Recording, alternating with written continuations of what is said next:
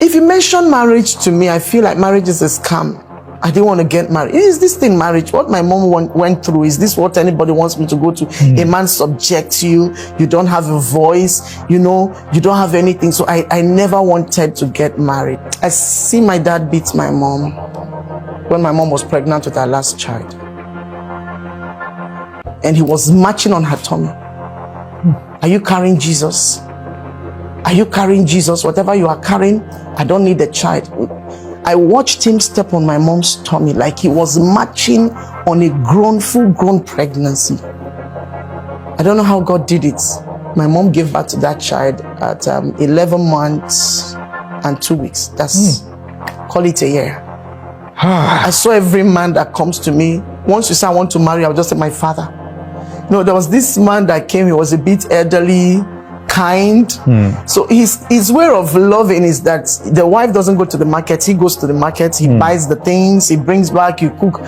So I just saw him as this one is going to cage me. Why won't I go to the market and shop? So while he was coming to ask for my hand in marriage, he will ask, what do you people have at home? And I'll tell him, okay. When I make list, the man will cancel the list and say, reduce this. I say, the same thing my dad does to my mom. That was the only reason I didn't marry the man. My God. I just saw, because my father knows how to cancel the list. Meaning that kind of trauma puts you in a loop where you keep seeing the one who has hurt you in other people. Yes. Yes. No matter how much love you want to show me, I just feel this is my father. He beats us, you're always locked in and all of that. So when I was growing up, I said I didn't want to get married because I never saw my parents talk. I never saw them eat together. I never saw them gist. If they sit together, to end in quarrel. My father was too authoritative. You know what we call our dad? We called him boss. If he's coming, including my mother, I'll say, boss Abatala, boss is back. Like everybody will take off. Boss Abatala. That is, boss is back.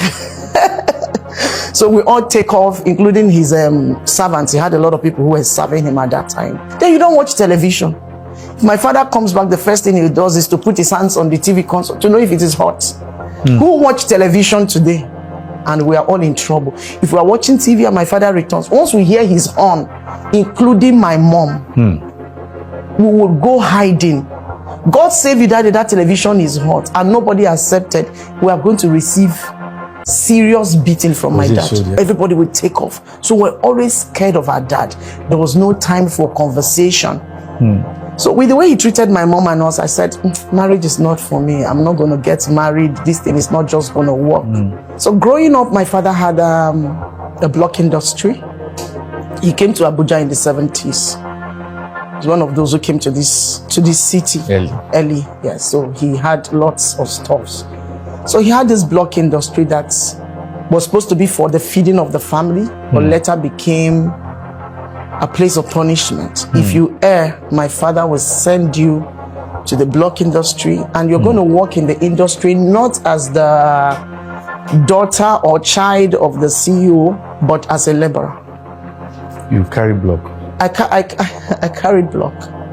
I know so much about block industry. I know the 6 inches, the 9 inches. I know that the wood used in carrying blocks is called pallets. I know where you mold block is called bunker. I know how to mix the sand, the sharp sand. I know how to mix it with cement to produce the texture that will So you like this, you have carried blocks before? Yes, a lot. I worked in my father's block industry. You don't look like what we have been through. I thought I was the only one that have carried block. I've carried blocks. My father's block industry, he was a very popular person in this city. He was known for what he was doing. So you see us at the back of that truck or his pickup. He had a pickup, so we'll be at the back. You don't sit in front of the car like this, your father's. You sit at the back of the truck. With the laborers. With the laborers. You know, I mix sand, I carry blocks. The following morning when you come, you know, the blocks are dried. You lift them up. Then we start packing the pallets. We load the blocks into the trucks. We follow them to go and deliver the blocks to the sites. You count. If anyone breaks, you're in trouble. So if it breaks while you're loading, you have to bring it back, break them, remix the following day, and mold and all of that. And then you have to eat once a day. My father would tell you that you have to eat once a day alongside with those guys. So if you ever fail your exams or you misbehave, that block industry becomes your your place of punishment. So I remember one day, at the course of working at that block industry, I developed a very terrible heart issues. They called it rheumatic heart disease. And at the time, there was a hole in my heart. But over time, God healed me. It's because of the kind of rigorous, work I was doing at the block industry. My father could keep you out of school for as long as the whole term or 2 terms, as the case may be, For the whole term. You can stay out of school for a whole term. And my mom dare not talk. My mom dare not talk. If she talks, you are the one that spoils these children. Wow. So even my mom was forced to work in the block industry. No way. I'm telling you, every one of us, apart from the younger ones now, every one of us, my mom. Hope it was not as a means of punishment. It was. My father never believed that a man should leave inheritance for his children. He never believes. He will always tell us his late dad didn't leave anything for him. So he struggled to be who he is. So you should also struggle to be. Man should not leave inheritance. Yes, my father doesn't believe in leaving inheritance for his children. He never believed. So we're always struggling. We're always going to the block industry. And sometimes we stood up for our mom, especially me. So at the end of the day, my parents separated on their 25th wedding anniversary. Wow. After 25 years? After 25 years. Your mom couldn't take it anymore? Even with that, she stayed. She stayed. My dad was known even in church for who he is. He can stand anywhere and contest the Reverend Father because we're Catholics. He can talk to the bishop. He can speak to anybody. He was never scared of anybody. And he had money. So 25th wedding anniversary, we're even talking about celebrating it. One day, something very insignificant happened. And he was going to beat my mom. So I intervened. I said, you won't beat my mom in my presence. After 25 years, yes. You were going to beat her again? My dad. After 25 years, somebody had come to sleep in our house that night who bears same name and same surname with me, and came from our village. So where she was staying, the person traveled and forgot to drop the key. So we just told her to sleep back. And my father said, no, this person will have to leave his house at 12 midnight.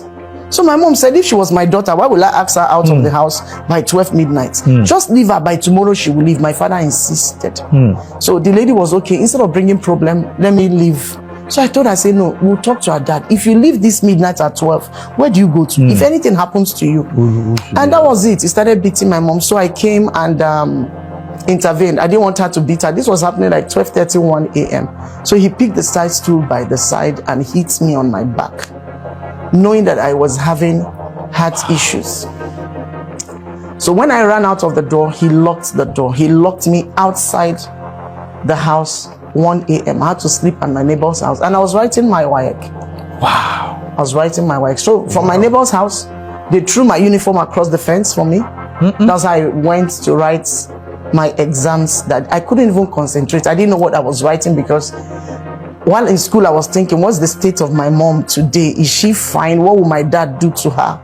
So when I came back from school, I didn't go back to my neighbor's house. I came, he was not around. And then I was talking to my mom through the window, and she was telling me what he had done to her already. And I was really furious. Why would he lay hands? So while we were there, my father came back, got into the house and said, this woman, you have not left. I told you to leave this. My mother said she was not. Where will I go to? I'm not going. I don't have parents. I don't have siblings. Where am I going to? And so while he started beating my mom, I ran into the room again and I pushed him. I said, you can't beat my mom. This time I met him trying to strangle my mother. His hands were on her neck. So she was shouting, oh, Luchi, your father is killing me. Your father is killing me. So I ran in and pushed him and said, you won't kill my mom. So my mom was refusing to leave the house because, of course, where would she go to? While that was going on, he started throwing my mom's things out of the house, And I took fuel and poured on his car, and I took matches. I said, I'm going to burn your car if you touch. And I know he loved that his car, his Mercedes-Benz at that time. So I said, I'm going to burn this car if you touch my mom. So he left my mom, and I didn't burn the car. Did you have burned the car? Maybe I would have. Maybe. Because my mom had really suffered. So I ran to the police station because I don't know who to call. My father didn't have friends at that time. If you tell him the truth, the friendship is gone. It's over. So who will I call? People were now avoiding coming to talk to him. The priests, everyone. So I just ran to the police station. It was close to us. Please come help save my mother. My father is beating my dad. When police came and invited daddy to the police station, we got there, the case changed and turned against us. So they locked me and my mom in the cell. Really? Yes, the both of us slept in the cell that night. I remember we were both wearing MTN shirts. MTN came newly. That was 2002 into 2003. So we're sitting in the cell together. I was on my monthly flow, right in the cell. I had exams to write. I missed my exam. I didn't write that, my last paper. Yes. So we had to use one of the police to talk to the Reverend Father then. When the father came, they refused. He was not going to let us go. My father said, that's one of her boyfriends there. The priest is one of her boyfriend. So he was embarrassed, pushed out of the station, and he left. So I think the following morning, they quickly released us when they learned that the DPO was coming. So they released us. But this time, there was nowhere to go to. After 25 years? Yes, there was nowhere to go to. By the time we got back to the house, I saw my mom, some of her boxes outside. The clothes were missing. People had already picked the clothes they wanted. So we just went to a nearby hotel, the chief of the Igbos at that time, and just took our baths. And after taking our baths, the chief tried to talk to my dad. In fact, people had the story and started trying to reach him, but he fought everybody. So the next thing to do was, where do we go to from here? My mom and myself. So my mom went to a primary school and started sleeping in the primary school. She didn't allow me to stay in the primary school with her. So she said I should look for where to stay. But leaving her in the primary school was quite difficult for me. So I went over to a friend's place while I always go to check her and see what she can eat while in the primary school. One of the days she told me that some hoodlums, some guys almost raped her at the primary school. So we had to start looking for where to stay. Wherever she goes to stay, my father finds out, goes to that place and threatens the people. So at the time, my siblings started asking for their mom when they came back from boarding school, and my father also asked them to leave the house. Really? Yes. So we left. Really? Yes, we left. And then people gathered money and gave to us. We just got a room and parlor and started staying without mats, without bed, anything. There was no clothes. Wow. We left with just what we were wearing and a few of the things we were able to pick outside. So we just started our lives. And what do we do? How do we survive? We started selling kunu in Yaya markets, zobo, bonds, we go to the market, we sell, we hawk so that we can be able to eat. And the next year we couldn't renew the rent because all of us, and this rent was as cheap as 60,000 as at that time, but it was difficult. So I didn't pursue going to school again. Because at the time I pursued going to school, my father tore my admission letter and said he was never going to send me to school because I stood up against him for my mom. So I had to lay low, and my siblings finished their secondary school and went into university. So I'm the only one who is not a graduate in my family. Yes. Does he hurt you? He does. With where God has taken me to today, I feel if I had gone to school, I'll be better.